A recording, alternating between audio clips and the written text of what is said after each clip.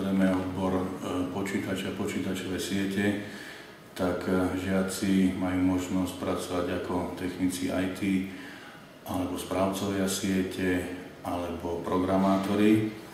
No a energetici nájdú uplatnenie ako konštruktéri alebo aplikátori silnoprúdovej techniky, inteligentných systémov do súčasných bytových jednotiek a rodinných domov. No a trojročné odbory, samozrejme to sú remeselné záležitosti, to znamená vo výrobe nábytku, stolári alebo ako živnostníci a manažment financií v technike administratívy alebo ako účtovníčky. No, štvoročné odbory samozrejme sú pripravené aj na pokračovanie na vysokých školách technického smeru.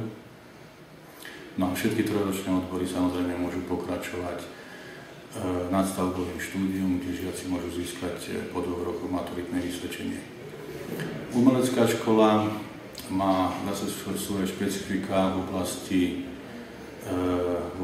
umeleckej tvorby, tak žiaci v propagačnej grafiky sa môžu uplatniť v reklamných agentúrach alebo ako grafici v manažmentoch, firmách alebo v podstate ako živnostníci pri tvorbe vlastných umeleckých návrhov. Samozrejme je tam možnosť pokračovať aj na vysokých školách umeleckého smeru. Len pre zaujímavosť poviem, že naši žiaci na aké odbory sa hlásia, to je architektúra, fotožurnalistika, pedagogika, finančný manažment, dokonca japonológia a podobné veci, že kreativita týchto žiakov je veľmi široká a uplatnenie naozaj všestranné. A čím je táto škola výnimočná? Výnimočnosť tejto školy je potvrdená certifikátom kvality. Existuje spoločnosť, ktorá sa volá IES so sídlom v Londýne, ktorej cieľom je certifikovať vzdelávacie inštitúcie v rámci Európy.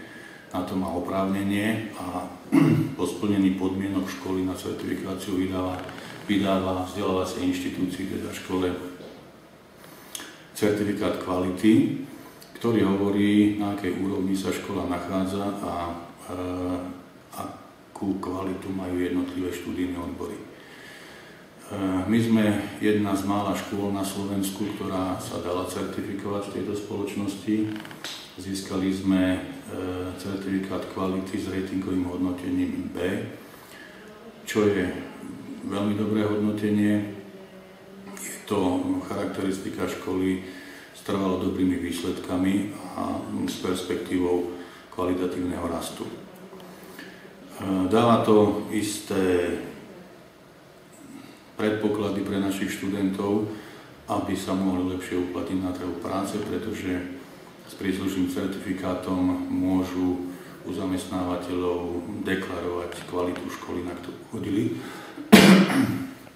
No a škole to dáva isté záväzky v tom, aby túto kvalitu nielen udržala, ale aby tu zvyšovala, pretože ten certifikát nie je o nejakom pridelení jednorázovom, ale je to o procese, ktorý sa musí neustále zlepšovať. Čiže to je akási